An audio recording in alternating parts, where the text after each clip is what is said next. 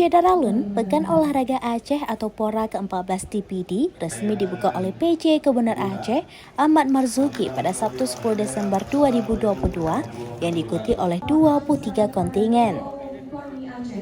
Ketua KONI Pusat menginginkan ajang PORA ke-14 PD menjadi seleksi lahirnya atlet berkualitas untuk Duta Aceh pada event Pekan Olahraga Nasional atau PON ke-21 Aceh Sumatera Utara pada 2024 mendatang.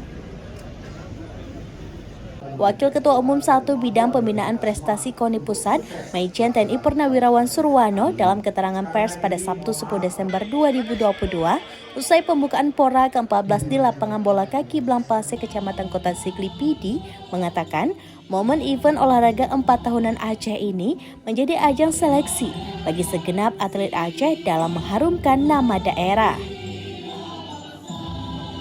Menurut Suwarno, lewat momentum PORA juga bisa menjadi andil besar dalam mengasah talenta skill individual para atlet yang berlaga di 36 cabang olahraga di daerah penghasil emping melinjo ini sebanyak 33 cabur dan 3 cabur lainnya di Banda Aceh.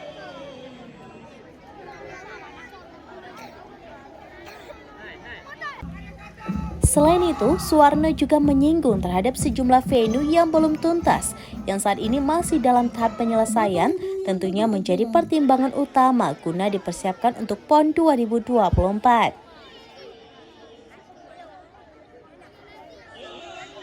Sementara itu, Ketua KONI Aceh Muzakir Manaf dalam sambutan singkat mengatakan, event PORA ke-14 ini menjadi ajang keseriusan dan kegigihan para atlet untuk mengukur kemampuan dalam meraih prestasi.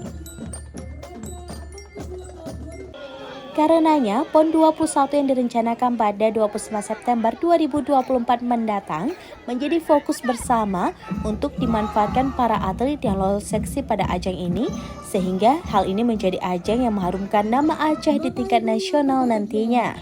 Sebab PON 21 menjadikan Aceh dan Sumut sebagai tuan rumah.